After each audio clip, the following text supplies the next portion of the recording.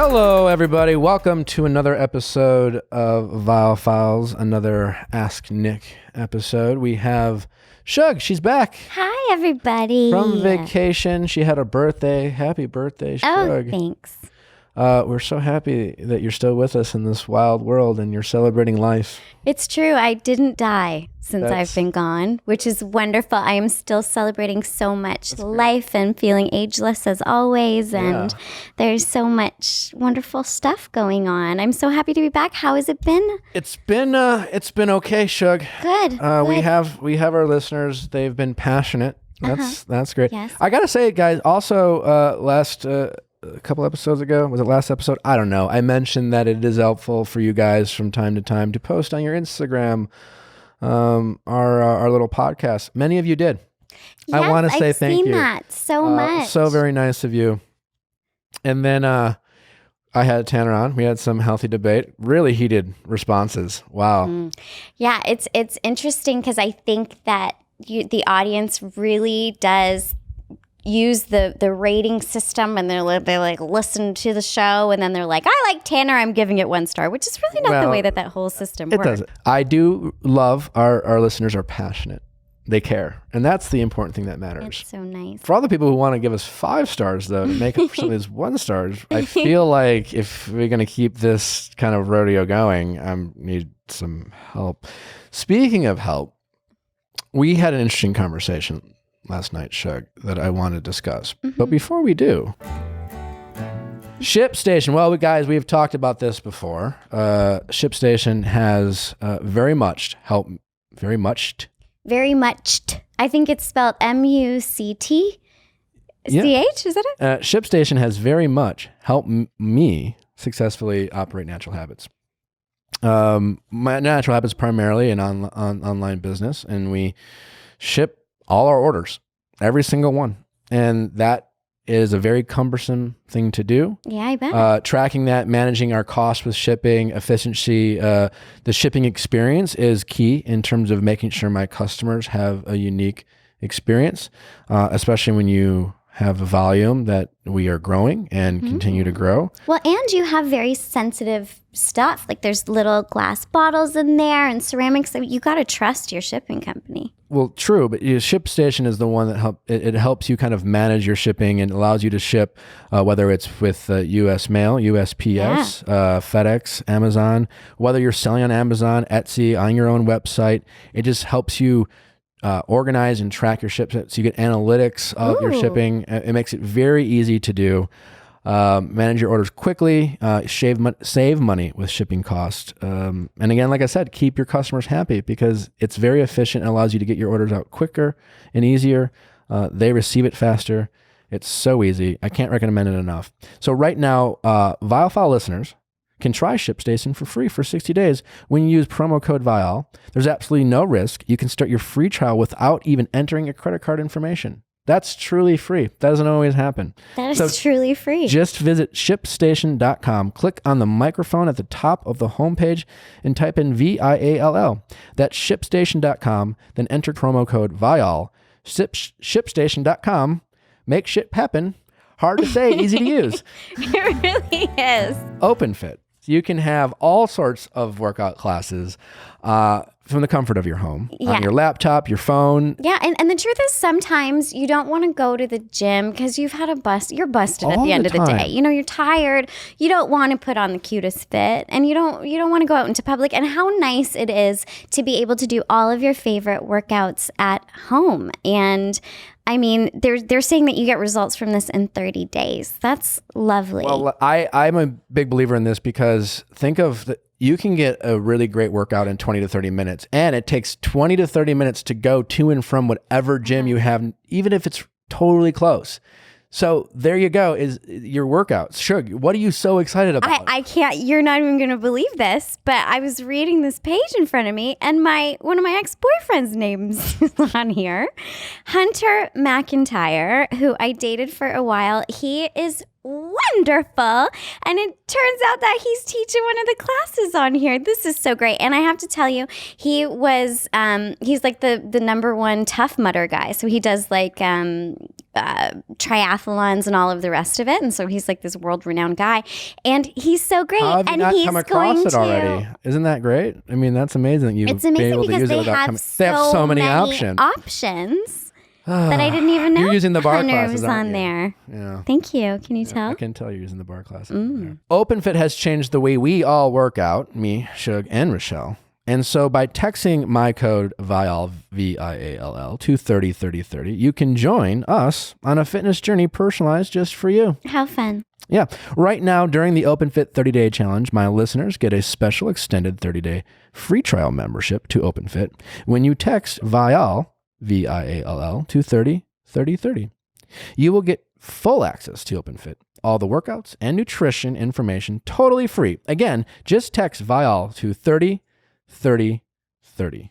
And just to note, standard message and data rates definitely apply. But I mean, come on.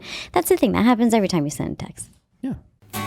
Now go buy the stuff. As I was saying, Shug, Let's get into it. an interesting conversation yesterday about asking for help. And I thought maybe our listeners might gather something from it. And you were going through some things and struggling with some life decisions. And I said to you, I know you're a hardworking person, you're dedicated. You don't want to come across to, especially as your friends, as a beggar or ungrateful or not hardworking. And I said to you, it's sometimes okay from time to time to ask for help. And I truly believe that there's different ways of asking help. And I do think asking for help is a skill set. It's also a resource, right? It's a resource that we have to get through life and the relationships that we have. And as any a necessary one. And necessary. And as any resource goes, it's a finite thing, right? Especially in terms of with the people we ask favors from. Like, listen, I've said this in other shows. If you're calling into a call center, if you have a problem, if there's like a stranger that can somehow make your day, always lead with, hey, listen, I was really hoping you can help me, right? Because you don't know them and you probably won't see them again. You should always ask for help. People love to help other people. It makes them feel empowered. Or it makes our egos go, wait, you need my help? Actually, I can help you. And sometimes we say no because saying no is also a resource that we have. And we like to say no to people because it also makes us feel powerful. And so when you ask for help to someone on a daily basis or in unique situations, instead of them enforcing their power to say no, you give them the opportunity to help you and make them feel empowered that way. I think we have some great questions. Yeah, big questions today. All, I think, pretty relatable across the board. All very relatable. Oh, yeah, for sure. Very relatable questions, of which, I thought they were very entertaining. And then, I think we kind of agreed on the last one. I'm still not sure. I'll have to go back and listen to that, but I don't know. I think we complimented each other on that last one. And I think that when you listen back, you're going to hear it. Like I said, you had the first step. I had the second step. Well, okay. All right. Anyways, again, I always just want to say I really thank you for tuning in, and I know you have a lot of options, and this show is continuing to evolve. I really am excited that our listeners care so much. We get a lot of feedback for stuff that's talked about. For my own mental health, I try to get a healthy dose of your feedback to try to change the show. At some point, I try to stay away from it, but there are some topics that we've been discussed. I've gotten a lot of good feedback that we'll discuss in future episodes. There was a conversation with my friend Andrea Russett about how sometimes some men react to rejection, of which it's been enlightening. I mean, not that I didn't know. But some women shared some of their own stories of their friends and themselves, and I've read some of them. It's an interesting topic and something I want to discuss. And when we find the right guests to discuss it, I look forward to going in. I just want you guys to know that we so appreciate you guys being passionate about this show and tuning in and listening. And that's it. Very nice. On to our questions. Here we go. Well, I'll tell you what, it's back to school season. It can be stressful. It can sometimes give you a headache for yourself and your kids. I was going to say, for everybody at home. Literally everyone. Yeah. And Natural Habits is really helping those people deal with all those things. For your kids, even as well. Our roll-ons are great to put in their backpack and use, but if they are susceptible to headaches, it's a really non-invasive way to help mitigate those. Sometimes even little kids get stressed out. It's really great for that. I'm a big believer in it. I wish I had them as a young adult. And for yourself, back to school can be a headache. So treat yourself to the gift of essential oils, whether it's through our roll-ons with our bundle, our daily habits pack, or diffusing your oils, whether it's in a warm bath or a diffuser. All different ways to use it. Check out all the information we have on our Instagram at Natural Habits, all different types of ways you can utilize essential oils. New customers still, 20% off with code NATURAL at nhoils.com. Check us out. Free shipping domestically. You won't regret it. Matthew, how are you? I'm doing quite well, thanks. How are you doing, Nick? I'm doing well. Thanks for asking. We have Shug here as well with us today. How can we help you? I'm interested in your question. I've read it, so but for the viewers at home, let's have at it. Okay, perfect. So thanks for responding to my email and my question. I'm happy to chat about it today. Looking forward to your perspective. I'll try to keep it short, but I think it's helpful to have some context of my dating life, I suppose, and how I've come to ask these questions, or the question that I have. And so ultimately, I guess, through my dating life, through my adult life, I guess late 20s, mid-late 20s, early 30s, I've kind of been a person that has based relationships and dating on checking boxes and finding somebody that I think is compatible with me. And I'm a pretty reason and logic kind of driven person. That's the way that I think about things generally in life, and became the way that I thought about relationships as well. And for a long time, that's how I viewed things. And then last year, I met somebody, or dated somebody, who kind of changed that to a certain extent. I'd known her for quite a while, and we started dating, and my feelings kind of got away from me a little bit. I started feeling really strongly, really quickly, and I had a level of certainty about the relationship and about the person that I hadn't really experienced before. Unfortunately, in that situation, I wasn't her person or the person for her, and she ended things. And that was the first time I'd kind of been in that situation in my adult life. And that was difficult, but I moved past that, and I've done well since then. But more recently, I dated somebody else. And so going into that relationship, my perspective was changed a little bit, from thinking more so strictly about checking boxes to thinking about feelings and where my feelings could get in a relationship. And the person that I dated recently was fantastic. She had a lot going for her. We had a lot of fun together, a ton of chemistry. And so things were great. My feelings weren't kind of where I hoped they would be out of the gate, and I hoped they would kind of get there, but ultimately they didn't. And I made the difficult decision after a few months to end things with her. And that was difficult for her. And certainly I understood that, having gone through something similar. So that was, that sucked. And that was difficult on the other side of things. So through all this, and I had serious relationships before those two, I've kind of come to think about relationships this way, in that I think it's super rare now, especially, to find somebody where you're on the same page at the same time, your feelings are in the same place, and you have kind of the same level of certainty, especially early on.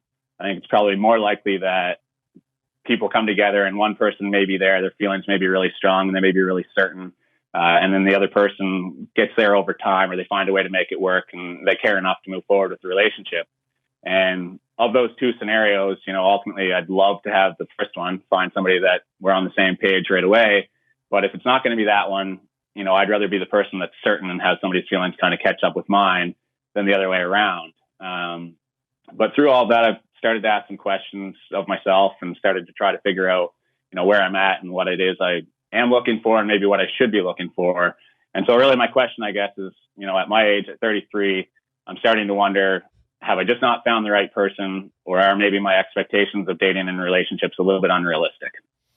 I think this is a great question. I think it's a very relatable one. I'm curious, when you say checking boxes, because I think a lot of people do that. I think we have a tendency of doing that early in life, because when we start dating, we first before we really start dating, we have an idea of the things that we think we want based off of how we were raised, what we see our parents have, et cetera, et cetera. I'm curious, when you say checking boxes, what are some of the things that are part of your list, so to speak?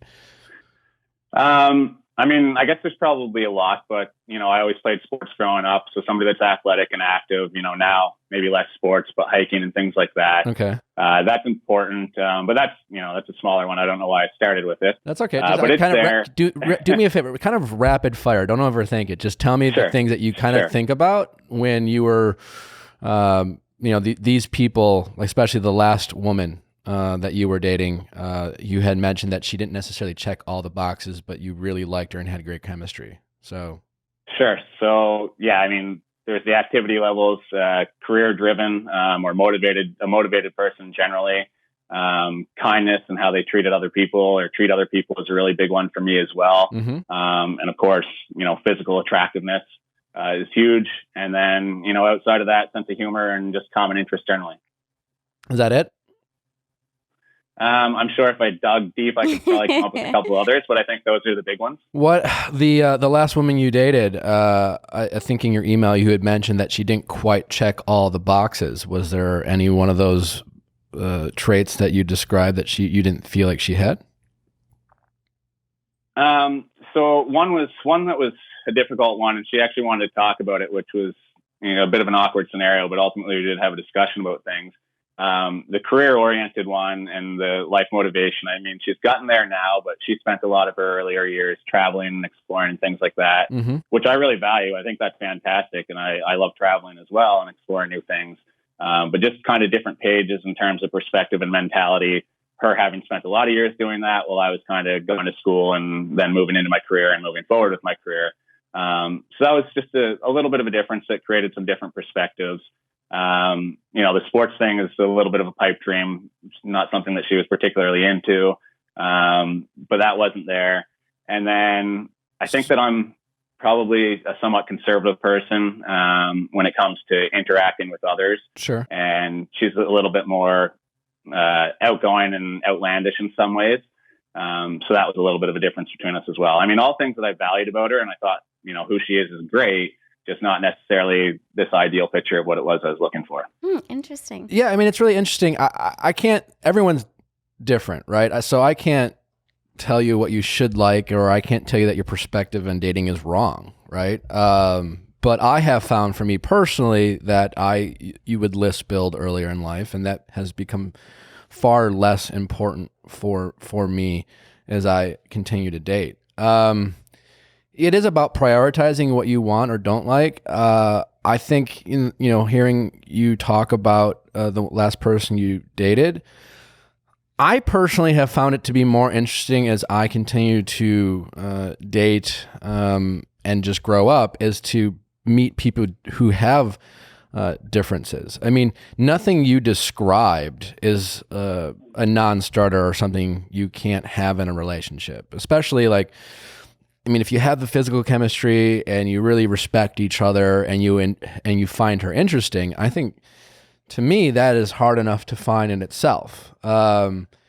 Whether she's a big sports fan or not, I mean, me personally, that's not a huge deal. Is it nice? Sure. But also, your interest in sports and her lack of interest in sports might be a great opportunity to have your free time, which you might not necessarily be prioritizing now, but fast forward 3 years in a relationship, having things you get to do with your buddies and on your own might be something you value that you're not looking for now. I get the active part. Nothing is more of a turnoff to me than someone who's just a generally lazy person, but just the way you describe doesn't sound like she is. She's just different and adventurous in a different way. I'm like you. You sound like a structured person where I can be structured, right? So quite honestly, someone who not a woman. I have a good friend. His name is Dean. Some of those listening might know him, and he is very different than me in that he's literally a world traveler. His ability to literally pack a backpack and travel the world by himself is something I couldn't do. The thought of it gives me anxiety. I find it awesome that he can do that. Now, if you were to meet someone that you want to date, right, in a similar situation, imagine what she might bring out of you in terms of your excitement level that you probably will never be able to do on your own if you're anything like me. There is a balance there. I think the biggest thing is if you are dating someone who has some of these like distinct differences in personality, I think both people just need to be mutual respectful that there's differences. When there's similarities, it's great because it's like, oh, do you like the same thing? Oh my God, I like it too. And you're just like, oh, great, we agree. And that's easy, right? But sometimes that you both will then get stuck in your own rut. If you're dating someone with differences, it's fun and exciting because they show you what you need to do is, again, be respectful. You need to understand that they are not going to always want to do what you want to do when you want to do it. And I really like your point about thinking, a little bit into the future, and that having that independence from each other is truly what's key to keeping relationships together. Yeah. When you're into all the same things and you do all the same things all the time, and you never really get that separate space of being you, and it gets in the way. I think it really does. So your individuality is really what ends up keeping you together in the long run. I thought what was very interesting was your point, Matthew, about socially, how you guys interact and how different you are. You said you're a little more conservative socially, and that she was a little bit more outgoing socially, and that wasn't really a match. To me, that sounds like a wonderful match. It can be, right? It doesn't have to be. Here's what happens sometimes when you're younger and you're different, right? What happens sometimes in relationships when you have differences, especially in that setting where someone's outgoing and someone's conservative, the outgoing person being like, well, why don't you socialize? Why are you more quiet? Why are you the wallflower at the party? Why aren't you like me? Mm-hmm. People will do that, right? Yeah. But you get older. If that happens, that's frustrating to be in that type of relationship. But if that person is so independent, they're like, listen, he's just not a social guy. I love him, but like I am. And then you're looking at her and you're just like, God, what are the life of the party? And as long as she doesn't make you feel stressed that you're different, that's the important part. I think it's respecting each other's differences that's important. It's so important. And I think an early key. And Nick and I, we're both in our late 30s and we're both single. And we can tell you from up here that those core things that Nick brought up earlier, physical attraction, interest in the conversation, easy flowing conversation. Kind of it. Attraction that's it's rare, and it seems like it's enough. It's a hard thing. I mean, we're all joking when aside, you can respect there's a bunch of little other. things. Yeah. Again, I'm not telling you to get back with this girl or vet it out, but I think I would explore that too. The fact that you had this unique situation before her, that can mess with your perspective a little bit. Sure. And I think it's good that you are aware of that. There's some ego involved in there in terms of, you even mentioned there that ideally you would like to be able to, if it's not going to be equal, which it really never is in terms of where people are emotionally in the beginning. It's never going to be totally equal. Mm-hmm. You mentioned that ideally you would like to be the one who's more excited and they can get to your level. But like ultimately, when you think about it, why does that matter? Like that's an ego part of like feeling like you outkicked your coverage, so to speak, because you are excited and everyone wants the excitement that you're talking about. Because then you don't have that fear of, am I settling? Am I making the wrong decision? But again, you have to. That person who excited you may have excited you for all different reasons that you're still processing. And the fact that she wasn't your person and she walked away is, I wouldn't obsess over that feeling that you felt and try to necessarily replicate that. I say that having been in that same situation and we're all guilty of it. But I would think a lot about that. Yeah, I think those are all really good points and all things that I've thought about myself. And with the girl that I most recently dated, I mean, we're both really social people, just kind of different, I guess, personalities when we are socializing. Yeah. But yeah, she was awesome to be around. And so, a lot of what you talked about is something that I wonder about. And I know your points about the long-term and thinking long-term are all really good ones because things do change over time. And it is nice to have that independence, I guess. And I certainly, appreciate that. And I think about down the road, if I'm lucky enough to have a family and raising kids, how it'd be nice to have different perspectives from two different parents. Sure, for the kids. I can see there being a benefit in for that. The kids, or even just again, like your interest in sports and her lack thereof. Like free time's awesome in a relationship. You know, like don't take that for granted. Again, it really comes down to respecting differences and appreciating those differences. It's fun to have similarities. Yeah. Did you like having sex with the last girl? Like, was it exciting? Was it great? It was, the best. It was the best. The last girl. Man, you're in trouble. And you found her to be like, you enjoyed conversations? Hold on. The last most girl. recent one? The one where you ended things. The most recent one, yeah. The sex was great? Amazing sex. And the then, best? Oh Yeah. my gosh. Okay, what are so- we throwing away hold here? on. I gotta Calm down. Hold on. Calm down. and you generally liked you found her interesting to talk to? She interested you? You like enjoyed I did, yeah. hanging out, like were you two alone with nothing else going on? It was fun to like shoot the shit with. Yeah, we had fun shooting shit. We went on a couple of trips, and we always had a good time. We both kind of like giving each other a hard time, so there's that back and forth. So you I gotta traveled ask- well find together. entertaining and fun in a relationship. That's great. I gotta ask Just point blank. small trips Point like blank. weekend trips or whatever. Those are trips. Point blank. Point blank. I'm just gonna ask. I'm not getting too excited, Nick. I'm just gonna ask, why did you break up with her? I guess it really is boiled down to, and I mean, she's asked me this and I struggle to answer it too, but it's really boiled down to looking for that feeling again that I had, last year, and being certain about something. And I didn't have it with her, and I started to kind of pull away and started to distance myself a little bit. And she probably treated me better than I've ever been treated. And I got to the point where I felt like my pulling away and my distancing myself was really unfair to her, given how good she was being to me. Okay, Yeah, good. you're overthinking that, and your last relationship, it was to your point, you've never experienced that before, and new experiences will fuck with you, and they aren't that easy to get over. And that's good, but like this, I got some advice recently I'll share with you that I thought was really good that you might relate to, is that right now in my dating life, all jokes aside, that I sometimes, the excuse sometimes will be very similar to just like, I've dated plenty of people, I've been in serious relationships, I now have a more defined idea of what I want, right? And so that I'm reluctant to just jump into relationships because it's like I'm comfortable with being alone, and I'm not trying to just casually date people for the sake of having a girlfriend, right? On the flip side, what I've realized I've started doing more and more is that I've become kind of unavailable. I've become so much like, well, trying again in my head, maybe trying to find that perfect person, that I'm not willing to just maybe date someone for a period of time at the risk of it not working out. Because part of me is like, well, I'm afraid of like, well, I don't know if I really like them, so I might hurt their feelings or whatever.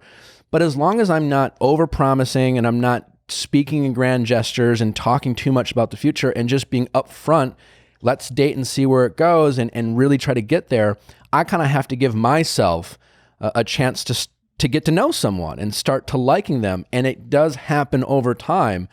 I think you put too much pressure on yourself early on, and you compared too much to this last relationship, and you set this artificial deadline of where your feelings needed to be too soon, comparing it to where you were in the last relationship. And because it's just impossible to compare, they're two different people, they're two different relationships, two different experiences. You probably quit on yourself sooner than you should have, and kind of maybe let something go. And I get, you didn't want to hurt her feelings. She treated you, you're pulling away. Again, as long as you're in a relationship, if you communicate your feelings, you could have said, listen, I'll be honest. Does she know about your last relationship? Yeah, she knows.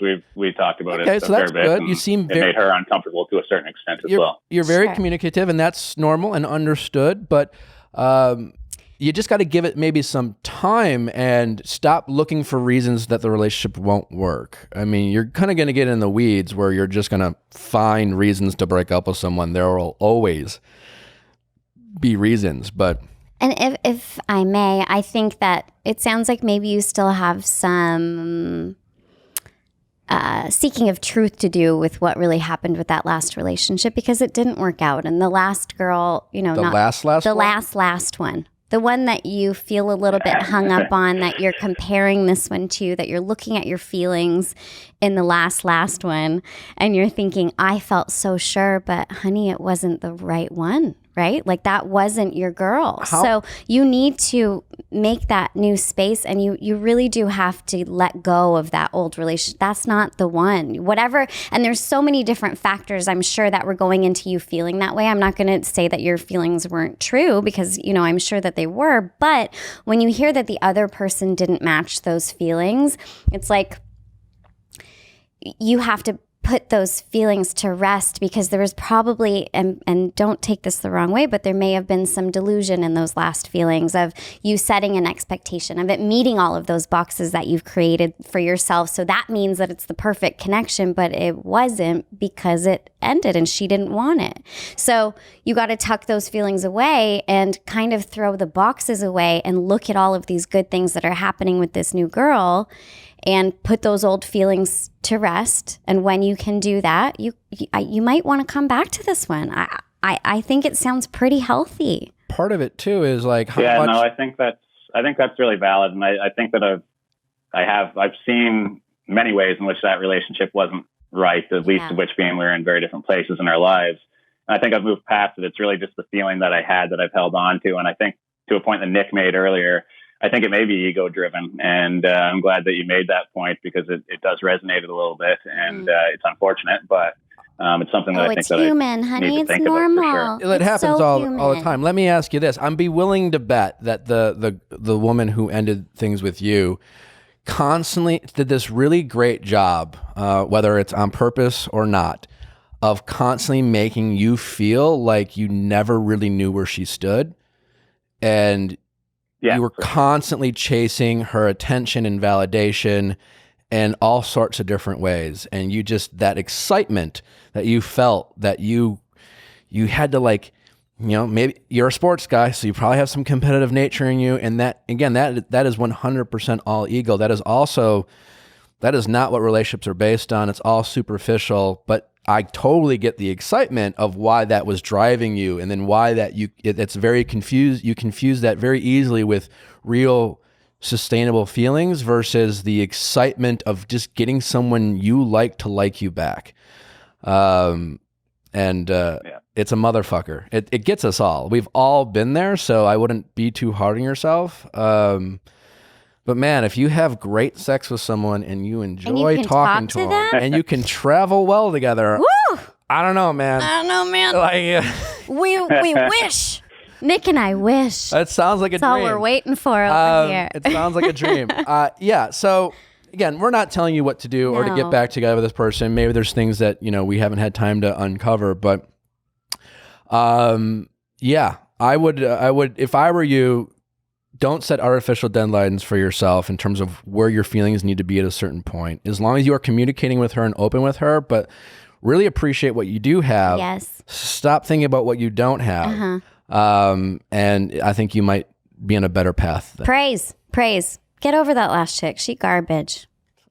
Not the last one. The Thanks so much, guys. last I really one. appreciate all that. You're All right. welcome. Well, thanks for your time, man. Take care.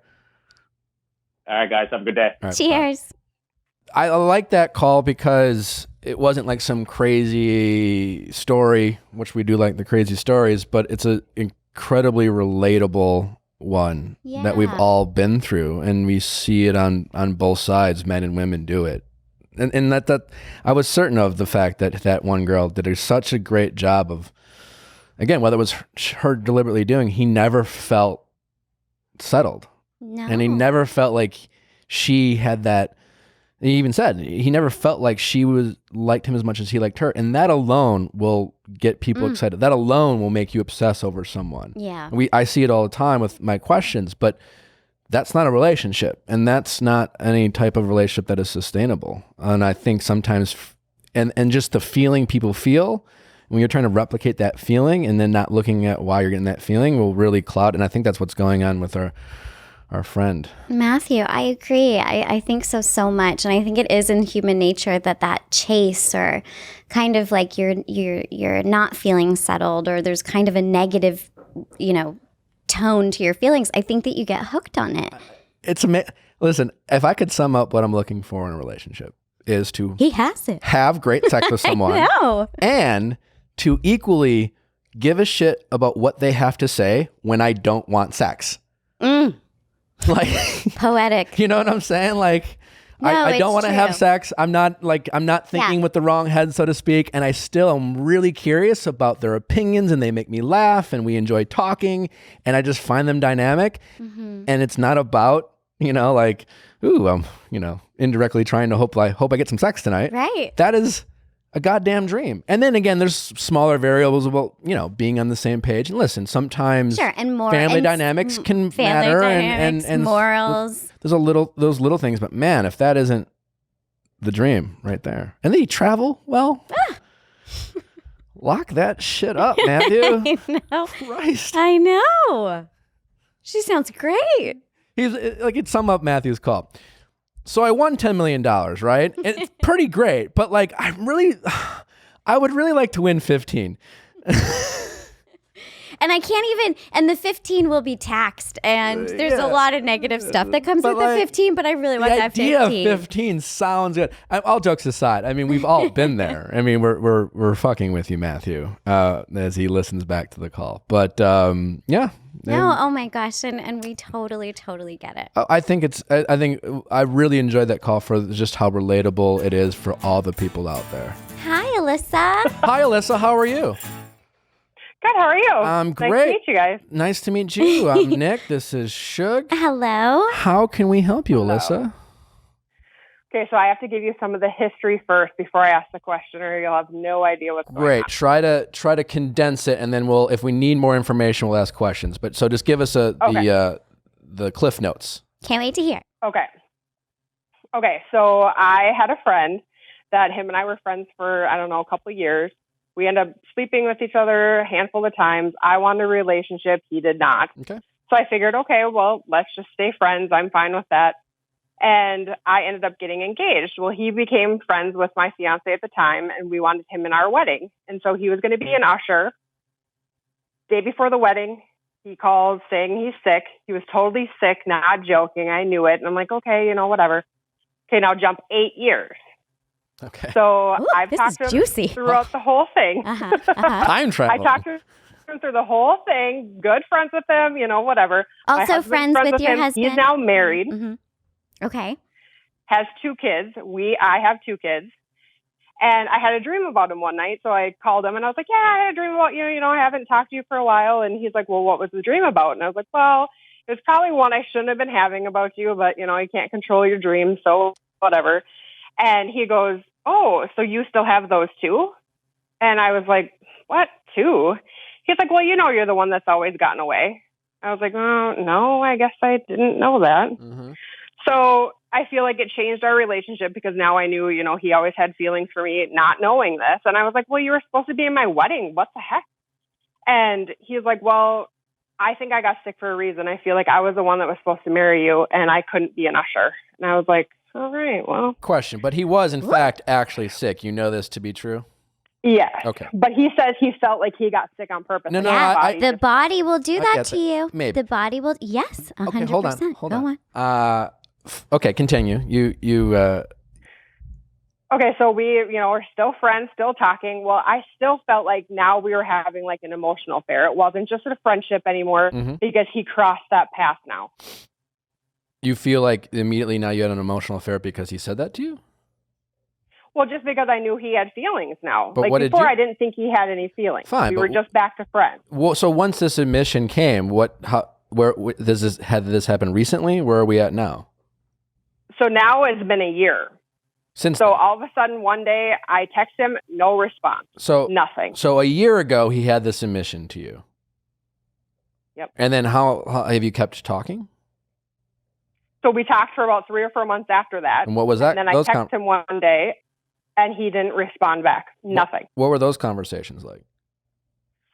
I just like, hey, how's your day going? Whatever. And Sure. just like normal friendship. Okay. What is your question? Why would he even tell me his feelings? Like, what was the point of throwing that into me? Okay. Hold on. Like, I don't know.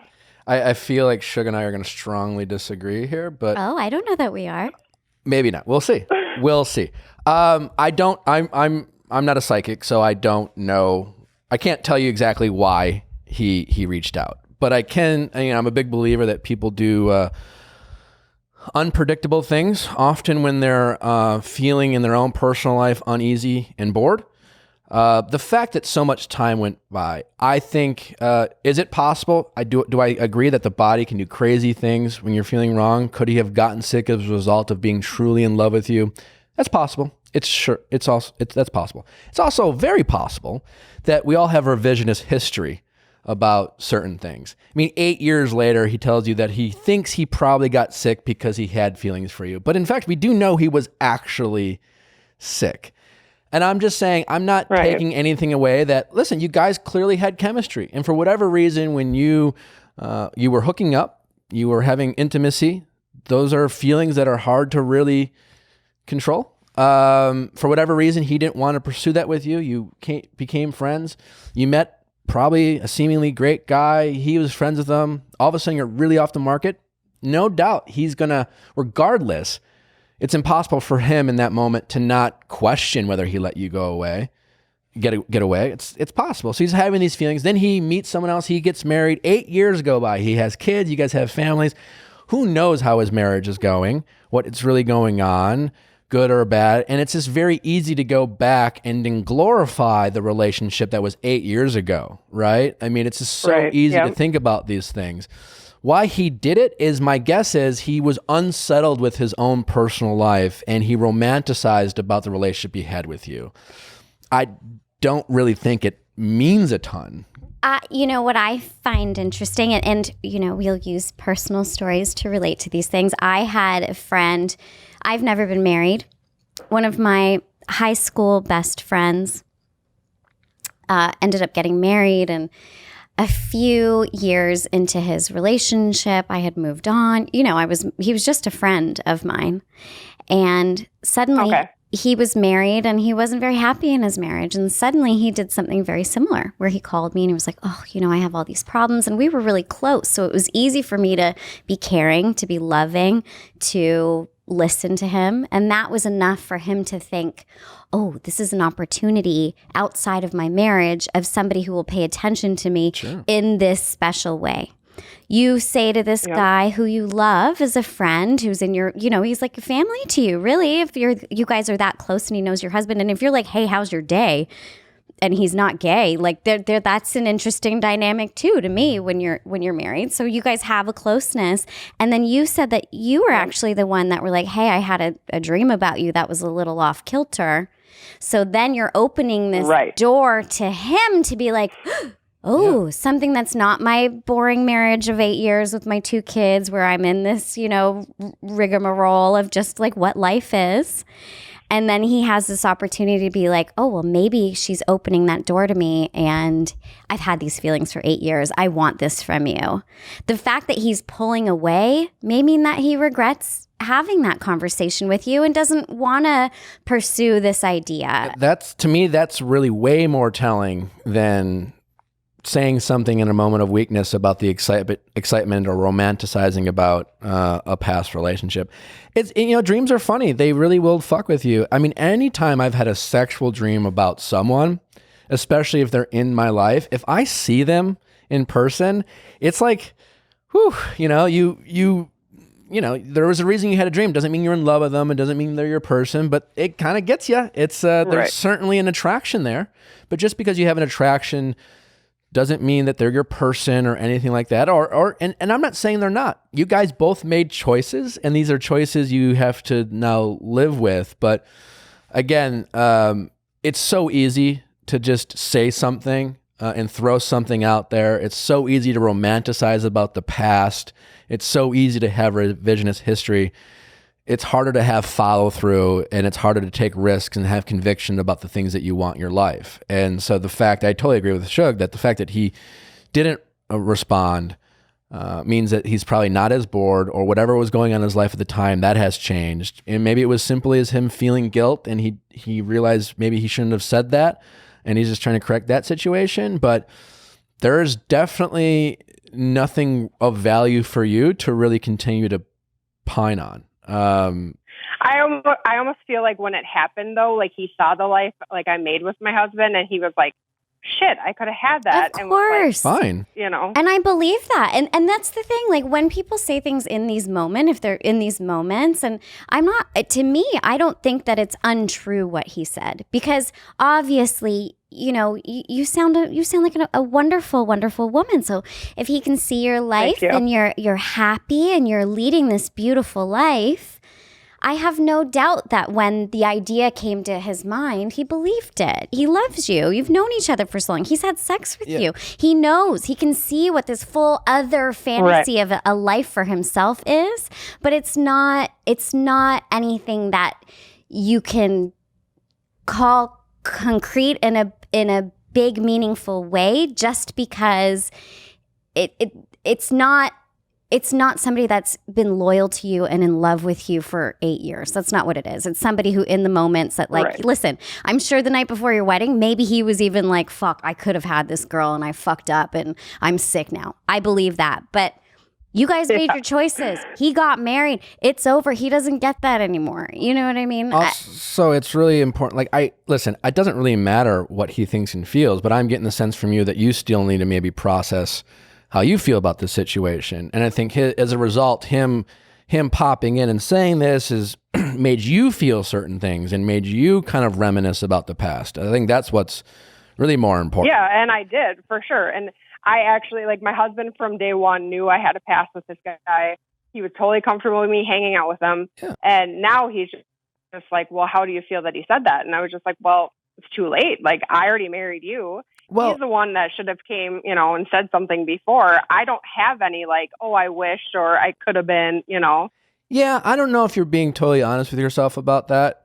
I mean, again, I'm not saying you don't love your husband and I'm saying you want to be with him, but there's something going on there. When you say too late almost implies like, well, if you weren't too late, that's the path I would have chosen. It's just life's full of choices and we sometimes have to live with those choices.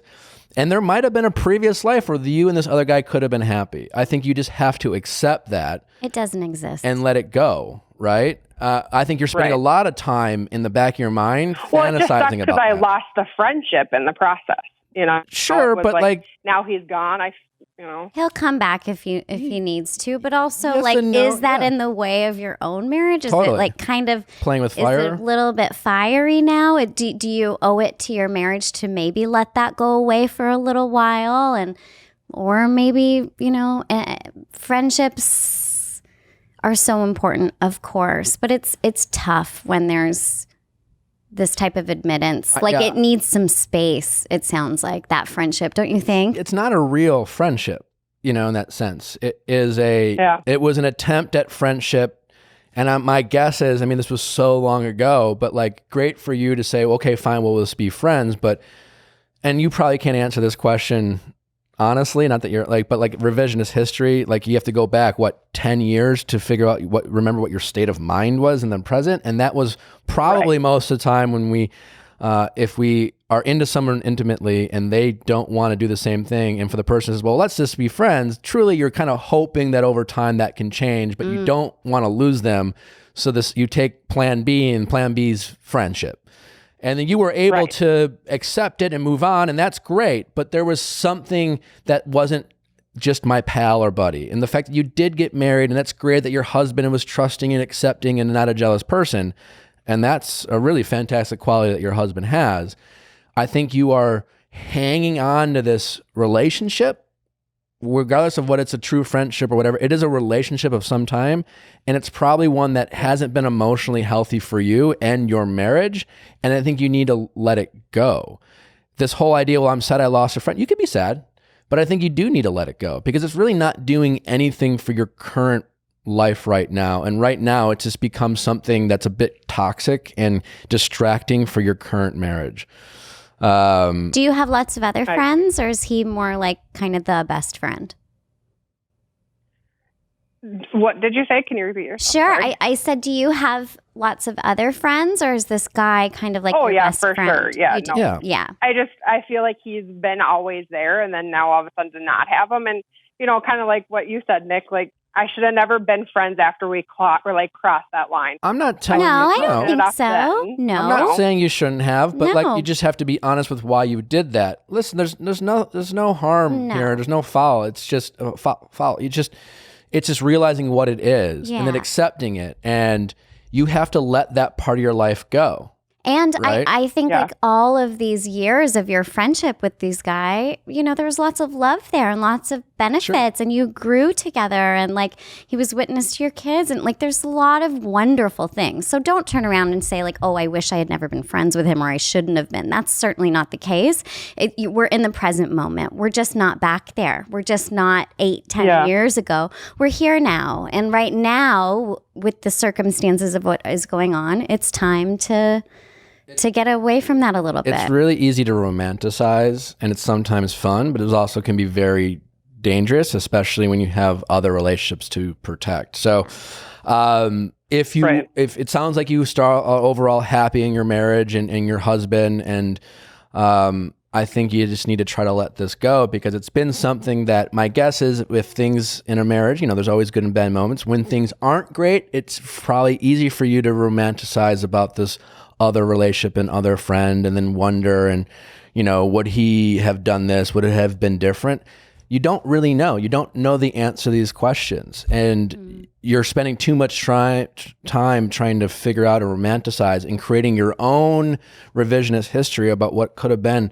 It's kind of irrelevant. You've made this choice. And as long as you want to be in this current relationship, you should focus an energy on that. And, you know, we all have thoughts. You know, that's human, but what we do with those thoughts and our ability to not obsess over them and ruminate and keep it going is in our control.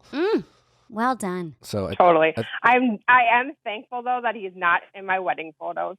There you go. Damn girl, yeah. Well, that's what I'm saying. For you to but that's for you to say that is an admission of what this person actually means to you. I can see it on your face. When you hear her breathe? Yeah. Like you just took a breath of relief. This person saying that makes you feel right. This person means something to you, and that's the truth, is that he's not just a friend. Ooh. You probably have moments, you even mentioned, feeling like you're maybe even cheating emotionally. And listen, like, be thankful that you have such a trusting and open relationship with your husband that he's aware of this and he can ask questions of what's going on. And he can love you through it. And you can get through it, but now it is on you to accept and let go. Yes, and I don't think that there's any other way, especially in respect to that love and trust and to yourself. Like, you need to respect yourself and that breath that you just took right there and what your body wants, what your mind wants, what your heart wants. It's kind of pretty clear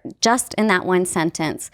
It's time to let go, and then you're going to feel freer than you have in a long time. No more guilt, no more extra thought, no more sex or whatever kind of dream, you know? One more final piece of advice before I let you go is, one, you should be, your ego's bummed that he is ignoring you. You should be thankful for that because he, for whatever reason, is trying to do his thing, right? And it might even for you feel like selfishness and a burn, and it makes you feel uneasy. I wouldn't be shocked, and I'm going to say this, and it's going to make you feel good, and it shouldn't, but you will eventually someday hear from him again. That's not a good thing. It makes you feel good. I know you. I said it, and somewhere inside you lit up, and what you should do is be prepared for that and know that at this point it's toxic, and you need to I kind of hope I'm at the. You hope, but even if you're not, it's okay. If he calls you in a week, you're not going to be there. Well, no, I hope that someday when he does contact me, I can tell him to fuck off at that point. I love it. You will be able to. Why? You will. Why? I would challenge you to try to get to a place where you won't care to tell him to fuck off. Listen. Again, I think you will. Okay. Yeah, I think you should be if thankful. If he contacts you, you'll be able to say like, "Hey, I'm really not going to go down this road again." I think you should just. You could say that, or you could just ignore him. You are married, right? And I think you need to nip it in the bud, so to speak. Mm-hmm. And I think you need to try to get to a place of indifference and acceptance rather than anger and vengefulness. You need to accept that you're not in a relationship with him. And the longer you hang on to this frustration and anger for him, that will continue to keep the relationship going. the opposite of love is not hate. They're actually pretty damn close to each other. And as long as you feel anger for him, then you're holding on to feelings you have for him. You need to let those go. Get to indifference. You need to be thankful. You really need to thank him in your head every day until you just forget that you're glad he's not responding to you. He's respecting you by not responding to you. He's respecting your marriage by not responding to you. He is not respecting your ego. But fuck your ego. All right? So I think that's what you need to focus on. Okay. All right. Well, thanks, guys. That was awesome. Ooh, that was fun. I hope you feel best of luck. good. This is all good that you're dealing with this.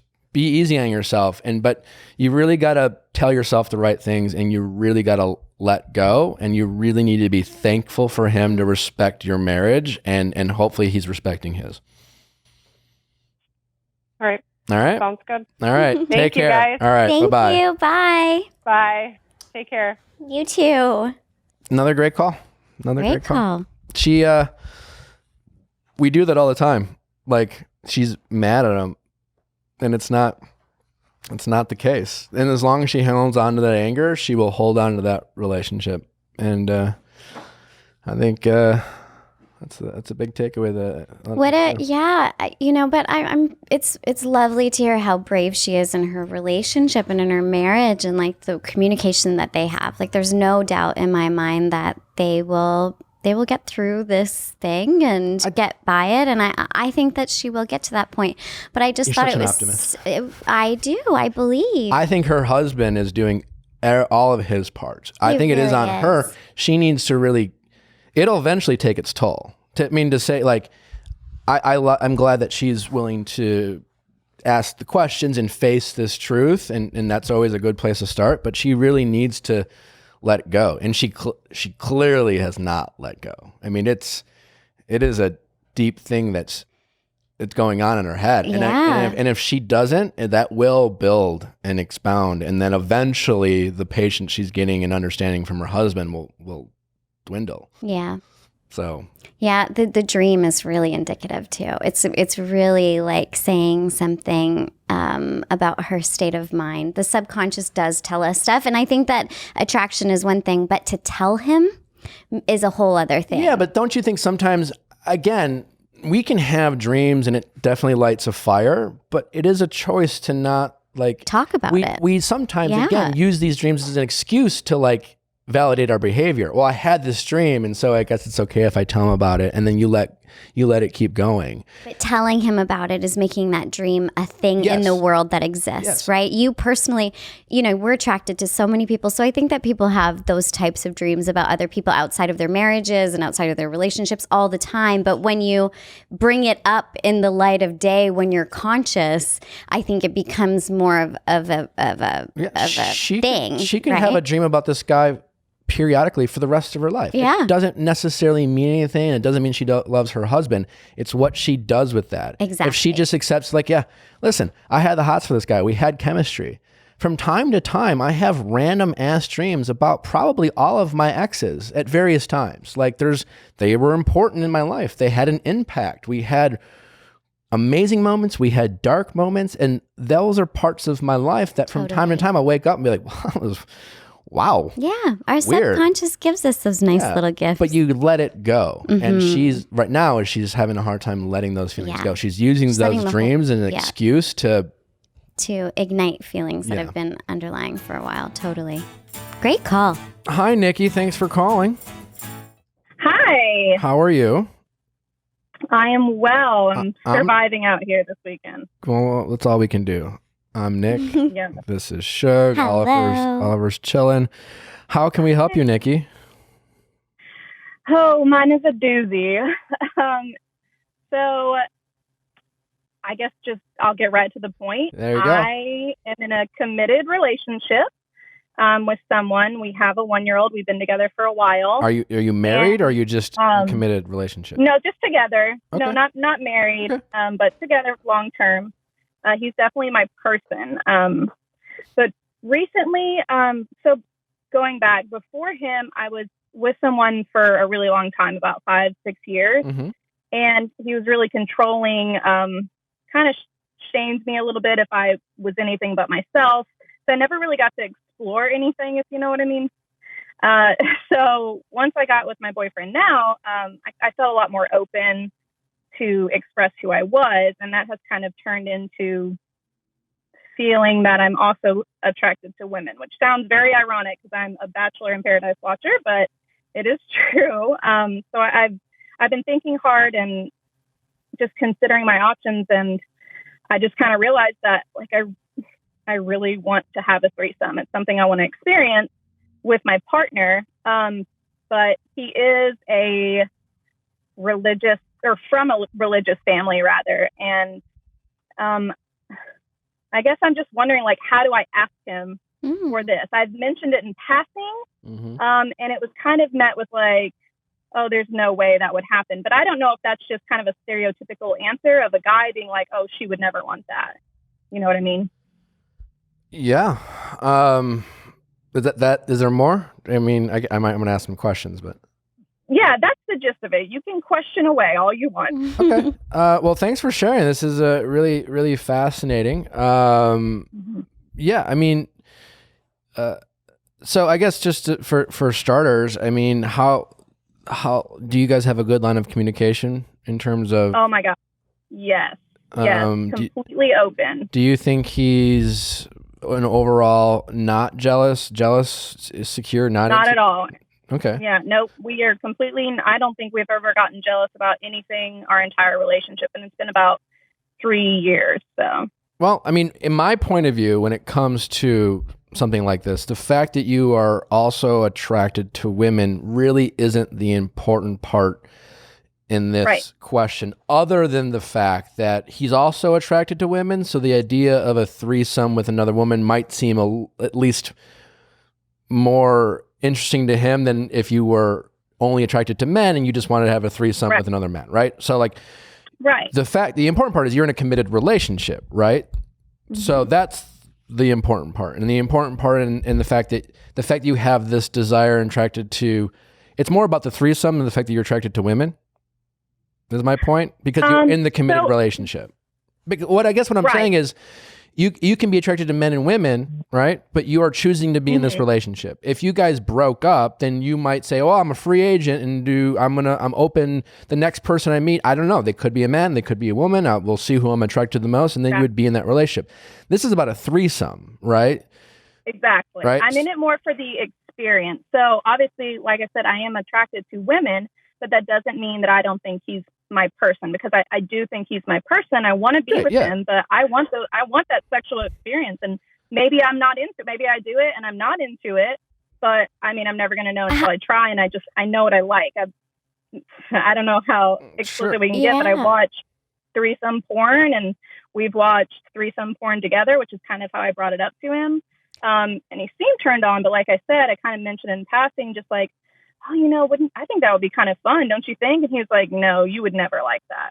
So I was kind of just, I sunk back in, and I was like, oh God, he's going to judge me if I really tell him. I guess what I'm saying is, like, listen, this is about two people in a committed relationship, and one's desire to maybe have more of a non-traditional relationship in terms of how adventurous you guys are. We're not here again to judge. Everyone's different. And so the only way to do that successfully, in my opinion, is to just keep the lines of communication open. At some point, if this is something you really think you want, you should talk to him about it. Especially if you think you can talk to him about it. We don't know how he's going to react, but I wouldn't be cryptic and I wouldn't be passive aggressive. I would just level with him. And again, it all comes down to his confidence in himself and in the relationship. He might ask a lot of questions. It's important to you to let them know where you stand. You don't know how it's going to affect your relationship. You know what I'm saying? You guys, he might think he's okay with it.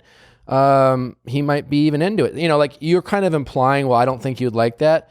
He maybe is like, he's worried that maybe you're testing him as a guy, or like a little bit more. Right. Like, well, I don't want to say I want that because you're going to get mad at me. I don't know. Right. Who knows? But if you were like, listen, I'm attracted to women and I want this. I really do. I'm totally okay if you're not comfortable with it, but I wanted to run it by you. But because I do love you and we're in a committed relationship. So your opinion, like there's a way to do that and at least do it in a way that's you communicate with him, and you have to be okay with his answer. My opinion in these kind of situations is you don't, you have to be okay with him not wanting to do it. You can't guilt him into doing it. If you guilt him into doing it, then I think it has a far greater chance of backfiring. Having some sort of resentment after it happens, creating insecurities that they already had to begin with, but they won't, they didn't want to make you mad. And exactly. I hear you for sure. And I think that's why I'm so nervous to say it, because I also, I don't want him to say he's okay with it and then go through and then find out like he's really not, and then it tarnish our relationship. Like, it's almost not worth it for me to go out and explore this option if he does say yes, if it's going to hurt our relationship. I mean, he's always open with me, but at the same time, like, I know that we would be able to set boundaries, but would he, you know what I mean? I don't know what I'm trying to say. I'm just worried because we do have a child and it's committed. Relationships are about sacrifice. Again, that's why I mean this is about the threesome and not the fact that you're into a girl, is that the reason why most people get in monogamous committed relationships, it doesn't mean they're not attracted to anyone else. It means that relationship and protecting that relationship and making sacrifices and not indulging into your desires and temptations is why you're in that relationship. And so you're no different. Again, if you want to try to expand the comfort zone of your relationship, you have the right to do that. Other couples do that. People are into different things. But it is something you have to recognize that that's what you're asking for. I don't think the fact that you're into women necessarily makes it different in the fact that you are in a committed relationship and want to go outside of it, right? Yeah. That's not necessary. You don't get like it doesn't become more obtainable, right? You got to think of it in the same fact that like if it was another, you want to step outside the relationship. And for all the stereotypes, I think, with men being kind of like, into that, or like hooking up with like in college, sometimes girls will kiss to get the reaction of guys.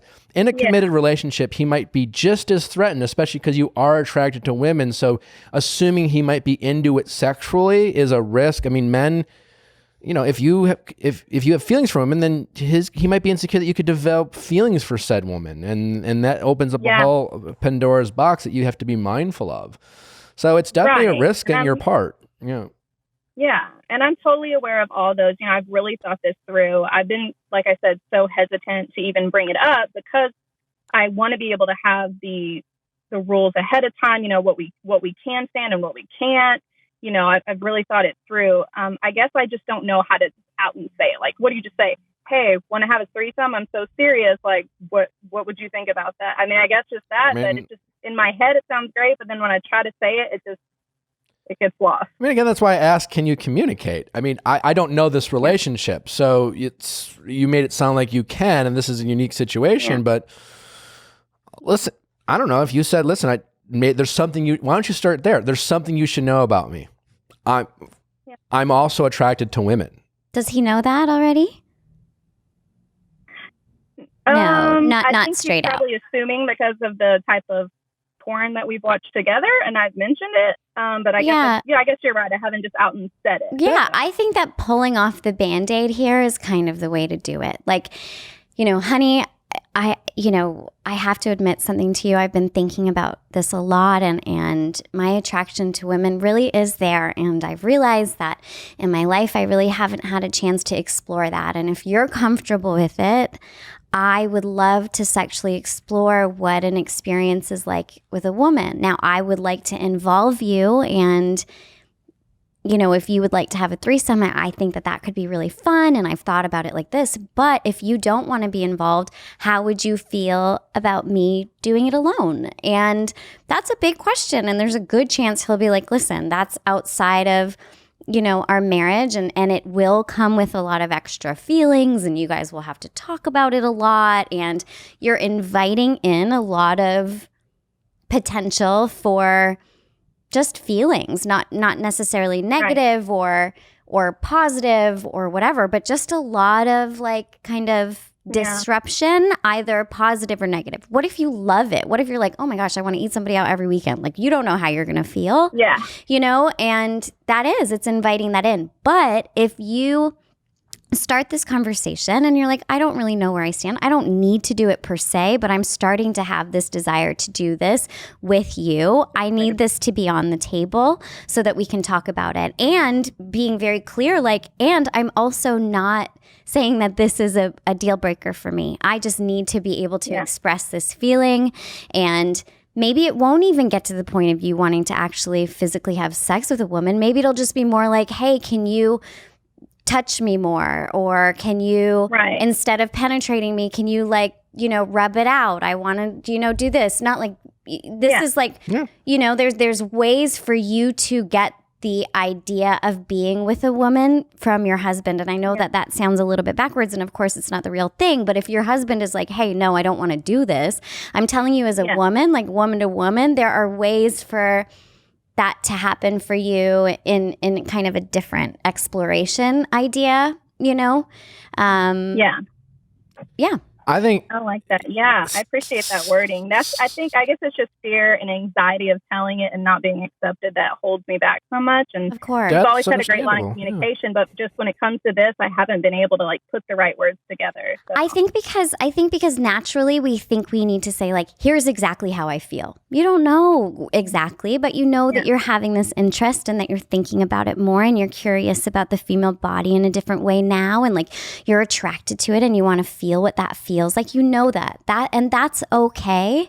And as long as you're not like, hey, here's exactly what I want to do, like having a threesome, it's a nice fantasy and it's a nice idea, and sure, that's an option, but it just shouldn't be your decided question to me. I think that instead of being like, hey, here's the option, it's a threesome and that'll get this out of my system, I think this is more a conversation of like, I'm having these feelings and I'm interested in doing this, and like, can we continue to talk about this? Because then it'll easily come up. Yeah, I definitely don't. I agree. I mean, it shouldn't be, I like women, I want to have a threesome in the same sentence. Right.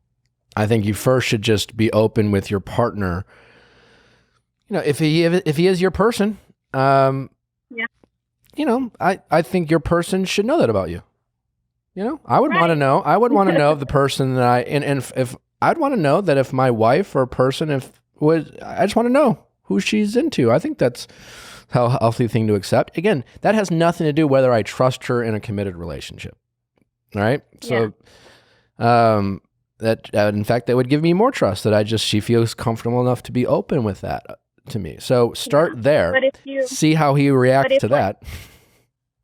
Nick, I have a specific question for you. So if you were with someone and like this idea was never in your mind, it's something you never would want to do, and your significant other did say something like that to you, and you said, hey, you know, like, I'm not into that. Like, that's not okay. Like, would you feel weird afterwards? I guess that's maybe what my biggest fear is that it'll be weird afterwards if he's not into it. Are you talking about the threesome or the fact that you're into women? If he says that he's not wanting to do it, if I'm open with him, I tell him, you know, hey, here's something I want to do, and he says, like, I'm not okay with that. Like, that's not ever going to happen. And which, you know, I make this not a sacrifice, but I just kind of give up the fantasy, we replace it. Would you feel weird afterwards after telling someone no and knowing that like it's something they want? You know what I mean? I guess that's my biggest fear, is just telling him not being into it, and then us being in this relationship where it's like, okay, I know somebody that I'm with wants this and I can't give it to them. I don't want it to be weird. I don't know how to avoid that. I can't necessarily, I don't know how to answer that question specifically on the spot. I personally wouldn't be threatened by my partner telling me they're also attracted to women. Again, because I don't see that necessarily. I don't think that to me, that has nothing to do with whether she wants to be in a committed relationship with me. If that same partner then said, but I am also into having a threesome with another woman to satisfy this desire that I have, I don't know how I would feel. Quite honestly. I would probably ask some questions. I would have to process it. I wouldn't think of it as some sort of sexual opportunity to like scratch some sexual fantasy itch that I have too. Because it's not it's about this specific thing for you. And, you know, I would be nervous about that. I would probably, you know, it would be no different at that point. I mean, it would be different for me because I'm not attracted to men, but it wouldn't be different in terms of knowing how much you might be enjoying this. And it's not about the threesome. It's about you want to experience a woman. And so that would make me in a committed relationship uneasy because you want to experience a sexual experience with someone other than myself. And that's what it comes down to. So I don't know how I would handle that. I would want to talk it through. To me, it's always about trust. Do I feel like this person is being upfront with me? Do I feel like no matter what happens, I always know they're being upfront with me? And to me, that goes a long way. And I do like knowing that it's like one of those fine lines. I don't want to be in a relationship. I don't ever want to tell someone what they can and can't do. You know, I like to set my personal boundaries and have them set their boundaries. And then we respect our boundaries. And if we want to push the boundaries, we're willing to have a conversation. But then you're also okay with the other person saying, well, I'm not comfortable with that. And then I don't want to have to feel guilty for expressing my boundaries, right? And then once boundaries are expressed, you know, it's not fun to try to have to be the one who have to enforce those boundaries. Well, I'm not comfortable with X, Y, and Z. And again, you're allowed to have whatever boundaries are. And once you say, okay, well, I respect that, you know, it's frustrating on the part of the other person to say, well, no, I'm not comfortable with that. You can't do that. Like, no one wants to say you can't do that. So you really have to, if you want to respect his boundaries, you're going to have to be okay with him saying, I'm not comfortable with this. I would rather not do that. And that's he's okay with that. I mean, it's okay for him to say that. And I don't, but the better you can communicate, I don't know this guy, but the better you can be open and communicate, I think is always the best approach. And I would just start with letting him know about your attraction to women and see how he processes that. Does he show an interest, and what does that mean?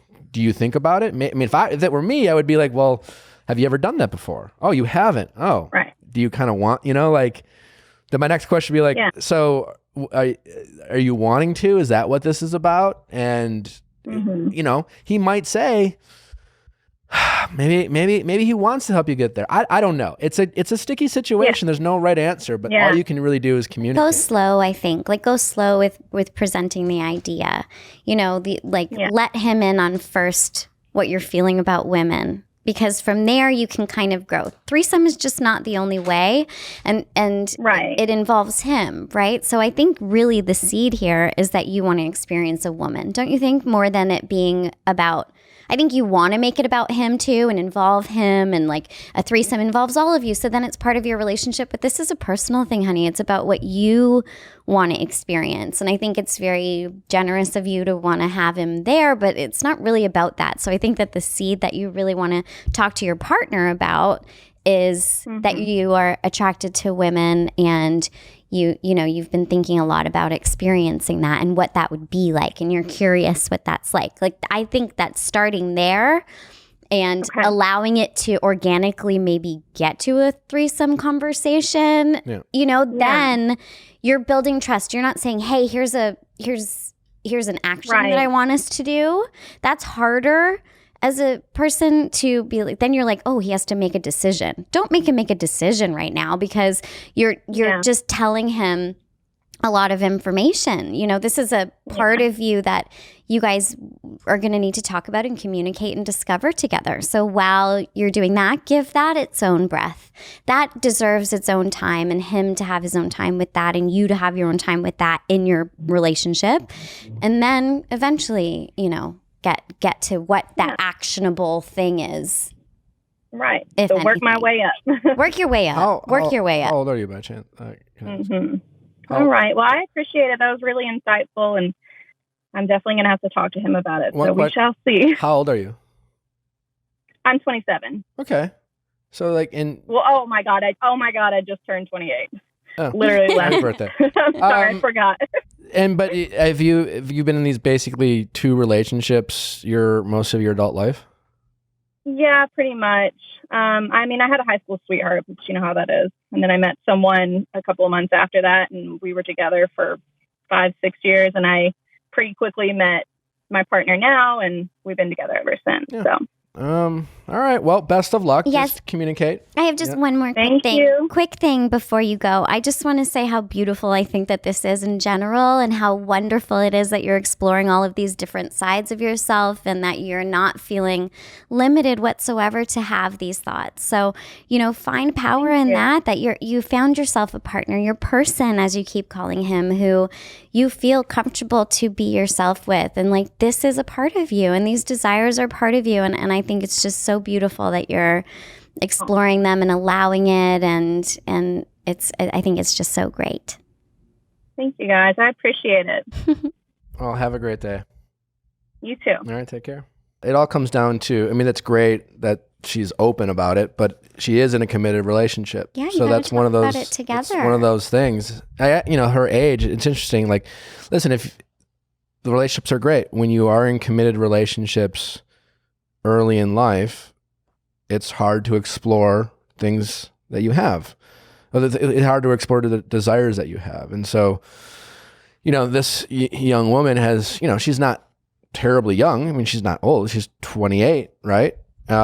She's at an age at which a lot of people settle down, but because she has been basically, it sounds like she's been in serious relationship after serious relationship. She's never had this freedom of being single and an opportunity to kind of really explore and get to know herself. And, I'm not saying one thing's good or bad, but for all the people out there who are anxiously single and, are used to being in a relationship, now is the time to take advantage of whatever it is. Just because you're not in, if you're only into the opposite sex, but there's other things you might want to explore that are easier to explore while you're single. That easier, yeah. Even our Matthew, in a sense that, like, again, nothing he was sharing about the other girl he liked was hard to do in a relationship, but embrace your singleness and do the things that you like to do, because that's not always the case. Relationships are about sacrifice and compromise and making it work. And if you're not willing to do that, you won't have a relationship that's successful. Yeah. So he has every right to not be okay with having a threesome or her exploring her sexuality, because they're in a committed relationship. He can be supportive of her attraction to women, but that's like me being supportive. Like, if we were in a relationship and say, yeah, I respect that you're attracted to men in general, but we're in a committed relationship and I want to be in a monogamous relationship. Right. 100%. But how nice is the idea? Because we don't stop growing all of a sudden when we're in relationships, and I think that sometimes that's expected. And so I think that what you're saying and what I'm saying and what she's healthily exploring is like, hey, I'm still growing and I'm going to discover new things about myself while I'm in this committed relationship. Sure. And having the bravery to admit those things, so that even if he is like, hey, I don't want you to step outside of this and I don't want you to actually physically be with somebody else, that's so acceptable, and you're in a committed relationship, but they will be at the point where she's truly being herself and she can be like, oh my gosh, I saw this girl on the bus today. I got to tell you, she was gorgeous. Totally. I totally agree. It's lovely. I think a healthy relationship, regardless if he's okay with her expanding, like, yes, it would be great if he knows that about her, so that she can feel like he accepts all of her. Mm-hmm. That doesn't mean he accepts her stepping up. To your point, it could be like her joking about, like, they're both attracted to women, right? They see a girl, they're both like, wow, whew, look at that. That could be fun and playful as long as you're both confident in the trust that you have with each other. So I totally agree with that. Yeah. It's just about being open. Hi, Lindsay. How are you? I am doing great. How are you guys? We're doing lovely. Doing great. Thanks for asking. Sugar's here with me today. Hi. Hi. I read your email. Very fascinating for those of the people listening. Why don't you tell us your story, and we'll go from there. Okay, it's long. I feel like there's a lot of different dynamics. Try to condense it. My best. Try to condense it as much, and if I'll ask more questions if I feel like we're not getting all the information. But I want to make sure that we're just getting to the meat of it, so to speak. Yeah, for sure. Okay, so my father-in-law, he is a very successful business owner, and he's now retired, and he's very wealthy, and he's doing really good. My husband and my brother-in-law, they kind of started their own business with the help of my father-in-law after he retired. They kind of just leaned on him for support, and it's a construction business, so they're using his contractor's license. They're using your father-in-law's contractor's license. Yeah. Okay. Yep. The business is doing really good, and I mean, it's everything that we hoped it could be, but my father-in-law is completely in charge of all the money coming in. He doesn't let us see anything. He he basically like gives us a little bit here and there, like we have to ask for our paychecks, which is ridiculous because it's my husband and brother-in-law. They're doing all, like, basically they're the ones going out and running the business. My father-in-law just sits back and enjoys his retirement, which is fine, but he just controls the money. And so he takes a lot of the money and uses it for himself, and he has 2 daughters that he still supports. They're 19 and 22, so they're old enough to kind of support themselves, but he does take a lot of the business money, and like we're paying for everybody's vehicle insurance, everybody's phones. Do you know that to be a fact, or are you wondering? Yeah. You do? No, yeah. And my husband, and like, he's kind of just grown up with his father-in-law being this way. So he like doesn't dare ask questions. He just says, okay, Dad, sounds good. And I'm like, let's ask, like, let's find out why, like, why does he feel like we need to be doing that? And like, why can't we see the numbers? What does your husband say to that? I don't want to be like, sorry, what? What does your husband say to that? He's like, we'll figure it out. We'll get to that point. Like, he always is just saying he doesn't want to confront now. There's been times where there has been confrontation, and it never ends well. Like, my father-in-law just is kind of like a time bomb, and he'll just explode. And I mean, we've left conversations like that with everyone just like crying. Like, I've been hysterical. And even my mother-in-law, she's like, okay, let's leave. We need to be done with this conversation. So it's not a healthy dynamic at all. I'm to the point where I don't even like want to be in the same room as him, just because he's so controlling, and he's really negative. He never has anything positive to say about the work that my husband's doing.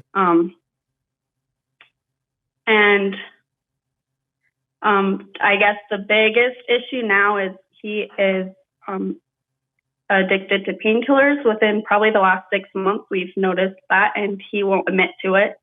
So that's just like on top of everything else that's already a mess. Yeah, so much. Oh my goodness. So, I mean, yeah. Here's the thing. How much, and try to be honest here, is this your issue versus your husband's issue with your father-in-law? I think I guess, I don't know. I mean, I feel like, because we're just living paycheck to paycheck, and I know that the business is making more, and I feel like. No, I get that, but I'm saying, I'm not justifying or anything. I'm not defending your father-in-law. I'm just asking. I get the impression you're very frustrated with this, and maybe rightfully so, but your husband isn't as much.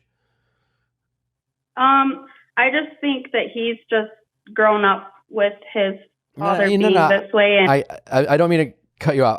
I'm not asking you what you think or trying to interpret why he feels the way he is. Is he as frustrated as you are? Like, is this a thing that you are constantly, you two are like like arguing, like not arguing with each other, but you're both constantly voicing your frustrations about your father-in-law, or are you voicing your frustration and he's not really that mad, but you see the big picture and you are trying to understand why he doesn't? Yeah. He voices his frustrations to me a little bit. I guess I probably am more frustrated.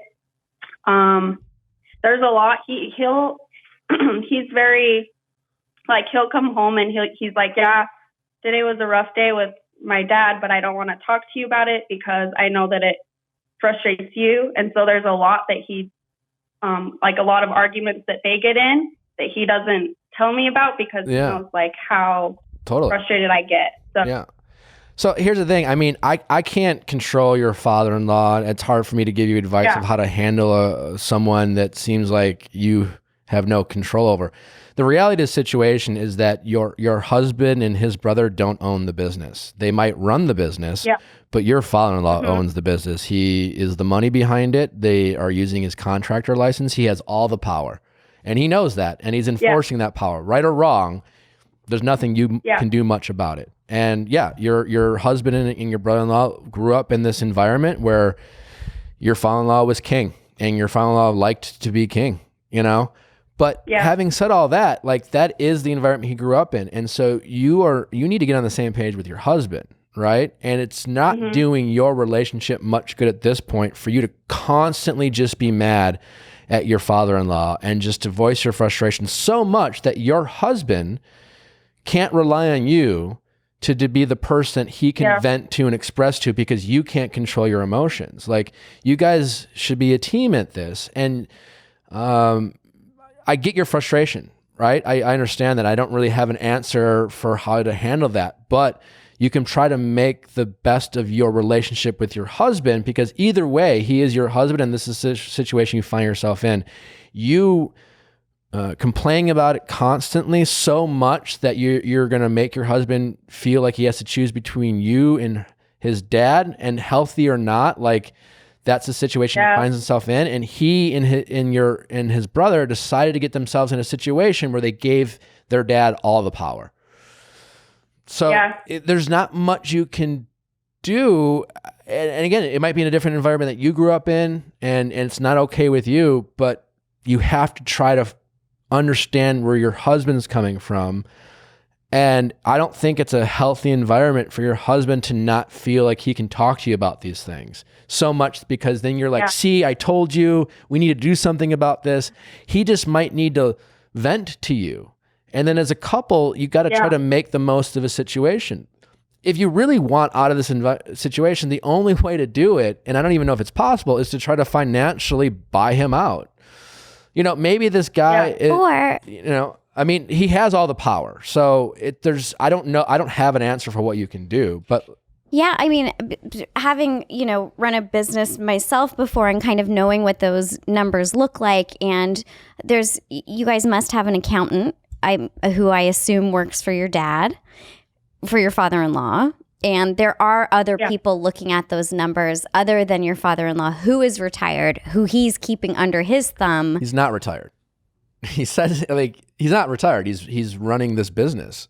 He might not be doing the legwork. He might not be running it. I think that he's not running the business. I think he's just the keeping the accountants and everybody that's on the CFO kind of side of it under wraps to you guys. The fact that he's holding back your paychecks and you need to ask to get paid, and the fact that you guys are living paycheck to paycheck, this does sound like an actual problem to me. It sounds like the company that you guys are running is paying for other people. Like there's a lot of stuff that is very wrong that's happening right here. And how could you not be frustrated?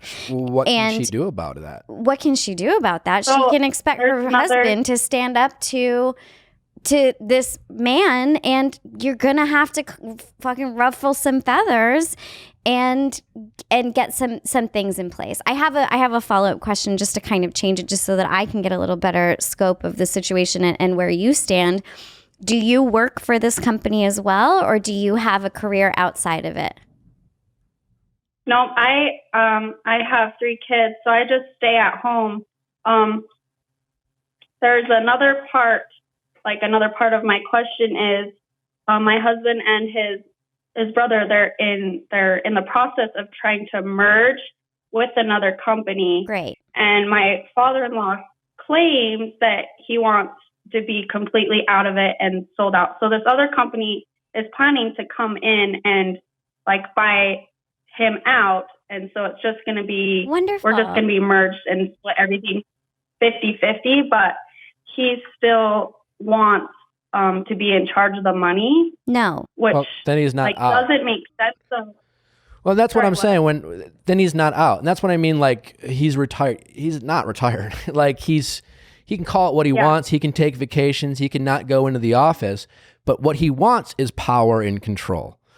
And that's like, you have to get down to the nitty gritty. That's what he wants. It's what he wants, but it's not necessarily what when this new company comes in and they see this older man who's like, I'm going to stay in and I'm going to run the money. The new company is going to be like, fuck no. We have 6 accountants and a CFO who's been doing this. And like, if we're merging with you, we're not going to allow this to happen. But I would encourage. They get that far.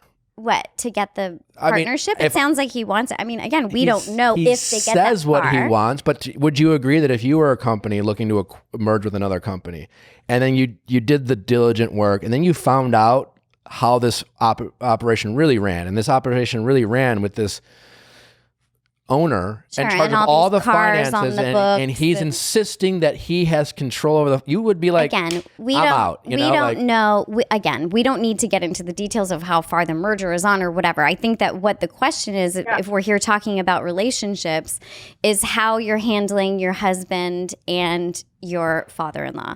I think that your husband hasn't had somebody on his side who's helping him empower himself to recognize he's not a child anymore. You guys are adults. He needs to have boundaries even with his father.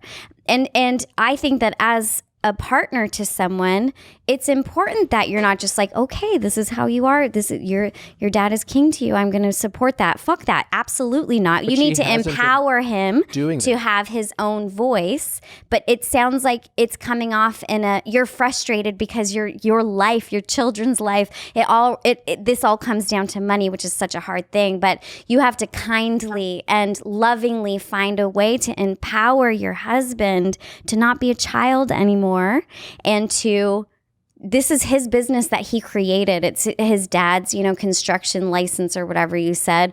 But you need to continually and lovingly help your husband find the voice so that they can merger with this other company who will, maybe he can even on a side be like, listen, there's a few things on the books here that we haven't been able to see, but we would like to, you know what I mean? Like, I think that the main point is, you're not wrong.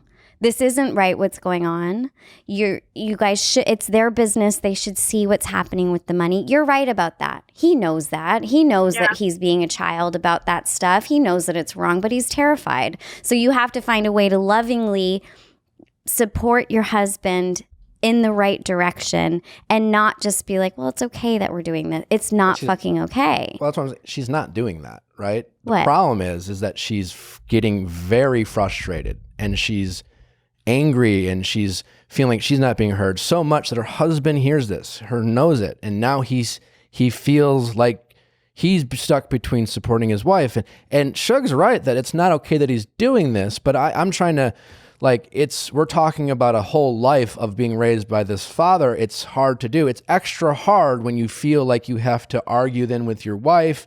And I agree with Shug. You need to help him out doing that. And I'm just saying, you getting so frustrated that he can't talk to you is not a good way. It's not a good way of making him feel like you're on his team, and then sitting down and saying, really understand what he's going through. Give your husband a place to just vent to you without judgment. Yeah. Right? So that he can say, this is how I feel about my father. This is how I feel about the business. And then you don't really say anything at first because he already knows how you feel, right? Is that true? He knows how you feel. Yeah. You tell him all the time. You tell him how this is fucked up and we shouldn't do this and we deserve this and you're working so hard. He knows that. And he probably doesn't feel comfortable not only telling his father how he feels, he can't even tell his wife how he feels. Imagine what that might be like. So try to be the person he can tell how he feels. And then once you really understand how he feels, then I agree with Shug. Then you get to a point where, well, what can we do about this? Right? Maybe this merger will solve all the problems, but the story you're telling me, it sounds like your father-in-law will find a way to overcomplicate this situation and get them to walk away. But right now, you have no idea how your husband feels about this situation. All we know is how you feel, and he knows how you feel, and we know how your father-in-law feels, but we don't necessarily know how your husband feels about this situation. And he's kind of the glue in the middle ground. So try to get to that place and be an ally for your husband, and then figure out as a team together how you guys can try to solve this very complicated situation. Yeah. And I mean, it's not just us two involved because of his brother too. And there's been times where the four of us, because he's married, we have sat down and we've tried to communicate and figure out, what to do. But it's like we're almost too scared to approach my father-in-law just because every time we've sat down with him, he just blows up. So yeah, I mean, they blame that on his painkillers, and that's a side effect, which I mean, it could be, it could not be. So so are they? Has he? Don't really know. So he hasn't always been this way. He hasn't been this hot-headed in the past. I mean, he's always been like his way or the highway, and I guess maybe it's just been getting worse since then. I don't know exactly how long he's been on the painkillers, but it's probably been at least 6 months. Yeah, I mean that part is tough. It's a whole new wrinkle. I just think the best thing you can do is try to make sure, even if it's the four of you, you guys just need to really be a team then, right? And if there's fights between the four of you, then you guys can't unite. I don't want to say necessarily against your father-in-law, but ultimately business can get sticky, and it might come to looking at what legal options you guys have. I don't know. But before that, to me, the most important thing that you said in all this is sometimes my husband gets frustrated at work and he doesn't tell me because he knows I don't want to hear it. Yeah. And I just don't think. Yeah, and I don't like that. I don't think that's an environment you want to continue. Right. And that's one thing you have control over. And I guess I'm just trying to identify things that you have control over. And I'm sorry, we don't necessarily have answers for the things that seem to be really out of everyone's control, but get to that place first. And I assure you that will help you guys figure out your problems together, because at least you're on the same page. And you do have control over that. Yeah, completely. That makes sense for sure. All right. Yeah. All right. Well, thank you so much. Good luck. I mean, it's a tough situation, but just you got focus on your relationship with your husband and really want that. And listen, it'll work out, but just have each other, right? Because I understand it's frustrating, but you guys have a house over your head and a successful business. There are things to be grateful for. Protect your relationship and get through it together. Look at all your options. But right now, if you're not communicating, you can't really figure that out either. And just let him know that you're there for him no matter what. And then together figure out how we can do this together. Yeah. All right? Yep. All right. Yeah, thank you. I appreciate your guys' time. Thank you so much. You got it. Nice to meet you. Yeah, you too. See ya. Bye. I mean, it's a tough situation. Yeah, I mean, I just, when you were talking, I mean, I agree that it's not okay, but telling me he's a boy and he needs a man up isn't, literally that's what she's been doing. That wasn't going to get her anywhere. I'm not saying you say it in a mean way. I'm not saying that you're you're a boy and belittle him, but you need to look at the truth of the situation. And I think that sometimes, listen, this is going to sound wild, but as women and as wives, you're expected to just be okay, I'm just going to support my husband. But it's no, he's going to fuck it. They're as a group, maybe it's the four of them and all of these old traumas and not being able to speak up to their father and all of this stuff. It's an issue for her livelihood and her children. So it's no wonder she's frustrated with it. I understand that, but I think that our role sometimes is to help our partner to see that and to see what's going on there. And I love your point about you guys have to get on the same page and communicate and make sure that you're in this loving, supportive relationship between the two of you and accepting of what's going on. But she needs to be able to have the strength to be like, okay, but let's get through this, and empowering her to saying like, you do have a right to want this to change and to want to move this forward. Well, I guess what I'm saying is I just felt like you were, she was saying she was doing that in terms of like, she wasn't like being some demure, not outspoken wife who's just like, she was constantly letting him know how messed up this was and expressing her frustrations to the point where that's not what I was advising. I'm not saying like you need to say your frustrations. That's not what it is. I'm saying like you need to look at the situation and calmly have the power to really talk through it and work on it with him. Like it is her place to work on all of that stuff with him. No one's saying it wasn't. It was just getting him to a point where he feels comfortable enough to I think our points really complement each other. Sure. They do. Yours maybe comes first, but mine comes very strongly second. What do you mean? I mean, I'm not ranking them. No, but your advice is to like make sure that she's calmly receiving whatever he needs to give in order to understand what he's going through truly with patience and respect and understanding. And my point is to take her strength and use that information to continue to encourage him to grow and be strong. And listen, don't take it so much of a problem when I'm like, he hasn't grown up and he's being a child. You know that that's true. No, I'm like, how does she as his partner encourage him out of that? No, I get that. It's just more one of those things where she is emotional about this, and rightfully so. Like she has passion about this issue, and I'm guessing feels almost helpless, which is a shitty situation to be in. It's gotten to the point where she's so frustrated that everyone's just frustrated.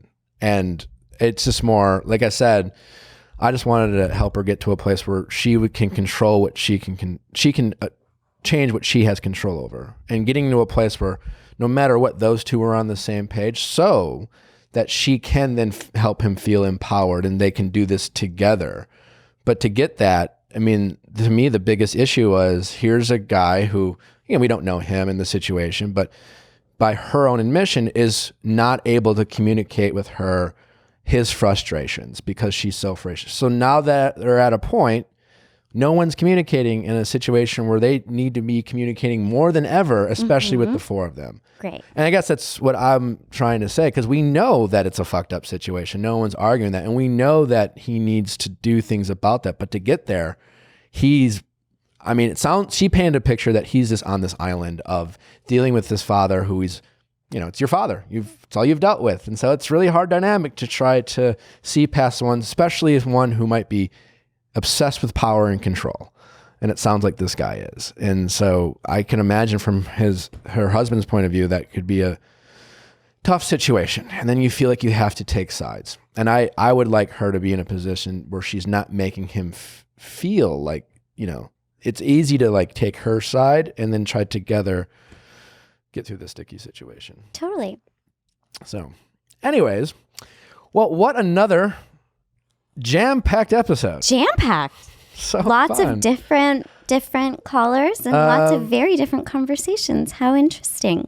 We have a very exciting episode coming up on Wednesday. I hope you guys are all having a wonderful Labor Day.